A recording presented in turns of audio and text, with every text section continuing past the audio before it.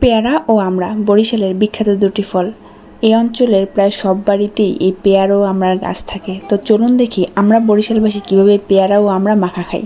প্রথমে পেয়ারা এভাবে পিস করে কেটে নিয়ে শিলনোড়ার সাহায্যে এভাবে ছেঁচে নিতে হয়। তারপরে একইভাবে আমড়াও এভাবে ছেঁচে নিতে হবে।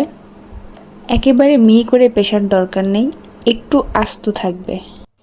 একইভাবে লেবু পাতাকেও ছেঁচে নিতে হবে। লেবু পাতা কেটে দেওয়া যাবে না, এভাবে থেতো করেই নিতে হবে। সব কিছু থেতো করার পরে এর মধ্যে একে একে দিতে হবে পরিমাণ মতো চিনি, ঝালের জন্য বেশ অনেকটা মরিচের গুঁড়া ও লবণ। সব কিছু একসাথে যতটা সম্ভব ভালোভাবে মাখিয়ে নিতে হবে, যাতে চিনি, লবণ ও মরিচের গুঁড়ার সাথে সব কিছু ভালোভাবে একেবারে মেখে যায়। ব্যাস রেডি খাওয়ার জন্য।